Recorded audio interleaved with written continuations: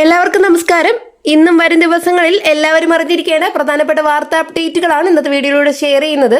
വിഷുക്കാലത്ത് നമുക്ക് ലഭിക്കേണ്ട പെൻഷൻ ആനുകൂല്യവും മുൻകൂറായി സർക്കാർ വിതരണം ചെയ്തിരുന്നു.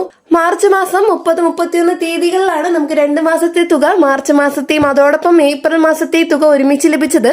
4000 രൂപ നമുക്ക് ലഭിച്ചു. പ്രതിമാസ പെൻഷൻ തുക നിലവിൽ 2000 രൂപയാണ്.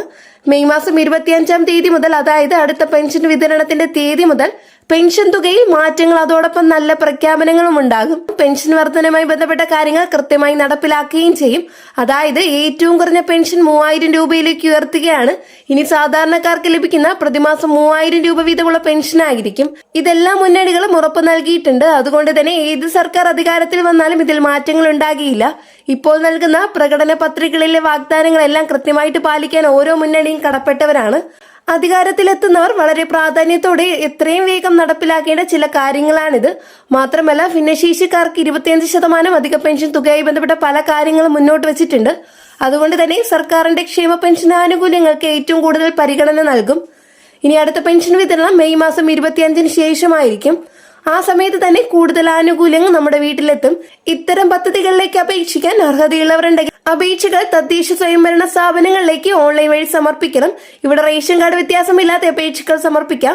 കുടുംബ വരുമാനം 1 ലക്ഷം രൂപയിൽ താഴെ ആയിരിക്കണം. 2000 സ്ക്വയർ ഫീറ്റ് താഴെ വിസ്തീർണമുള്ള വീട്, 1 ഏക്കറിന് താഴെ ഭൂമി അല്ലെങ്കിൽ വസ്തു ഉള്ളവർ, കൂടാതെ അവരുടെ വീട്ടിൽ 4 ചക്ര വാഹനങ്ങൾ ഇല്ലാത്തവർ എന്നിവയാണ് മാനദണ്ഡങ്ങൾ. വീട്ടിൽ AC ഉണ്ടായിരിക്കരുത് എന്നത് പോലും ചില വ്യവസ്ഥകൾ ഇതിൽ ഉൾപ്പെടുന്നു.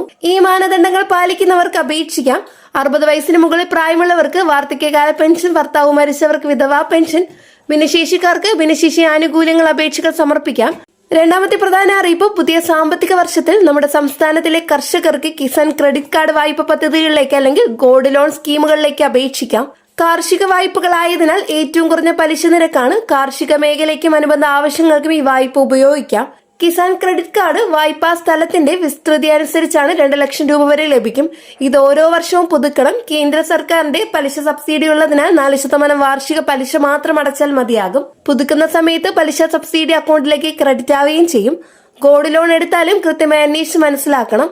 കാർഷിക ഗോൾഡ് ലോൺ സ്കീമുകളിൽ 4% വാർഷിക പലിശ നിരക്കിലാണ് വായ്പ ലഭിക്കുന്നത്.